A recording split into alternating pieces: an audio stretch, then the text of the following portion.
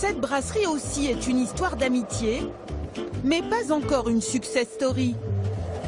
Eric et Christophe se sont lancés il y a 2 ans à peine. Dans le gros boom des brasseries artisanales, on a été une brasserie de plus.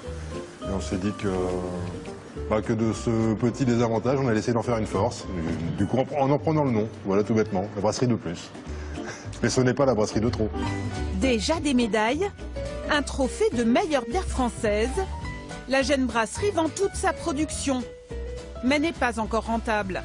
Bonjour, salut, bonjour. Conseiller les brasseurs, c'est justement le métier d'Olivier. Et là, ça va durer combien de temps encore, ça? Là, on est sur les 4 à 63. Il en aide une vingtaine à trouver leur modèle de développement et vivre de leur passion. Vraiment jouer sur le côté qualitatif et produits, ingrédients qu'on utilise. On n'a pas des ambitions de rêve américain ni quoi que ce soit. Non, bien sûr, mais entre devenir le nouveau Heineken ou faire passer de 300, 350 à 1000 ou 1002,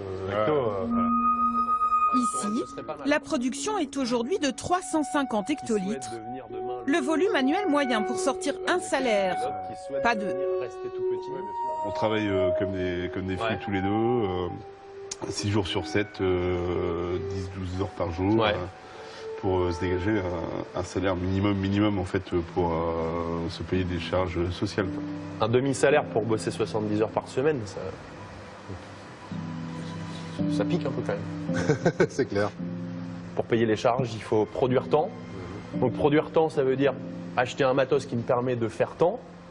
Et acheter un matos qui me permet de faire tant, ça veut dire ça en termes financiers. Bah, c'est toujours un peu flippant hein, de devoir sortir un petit peu d'argent pour... mais bon, là sur ce type d'action, je pense que ça peut être quand même un investissement qui peut être très rentable et très intéressant pour l'avenir de la brasserie. Je ne viens pas ici avec des salles de plomb, je suis toujours très heureux de venir, de retrouver mon camarade et de faire vivre ce lieu, quoi. Et j'ai envie que ça continue, c'est pour ça que c'est intéressant de rencontrer des gens qui peuvent nous aider. Hein. Il faudra prévoir un bon millier d'euros pour être accompagné. Mais le conseiller l'assure, nos 2 brasseurs ont une carte à jouer. Leur amitié autour du vélo et leur aventure commune dans le groupe rock des Chasse-Patates. Le nom de leur bière, référence directe à l'équipe qui portait autrefois le champion Eddy Merckx. Si on est amateur de vélo et qu'on s'aperçoit qu'il y a une brasserie comme celle-ci qui joue cette carte passionnée de vélo avec les petits jeux de mots, Malteni et tout, et ben on va se diriger vers ça. Le local et même l'ultra-local peuvent trouver leur place. Tout le monde n'a pas besoin de vendre en supermarché ou à l'export. Mais il est difficile de se passer d'investissement et de marketing pour arriver à sortir du lot dans la profusion des créations actuelles.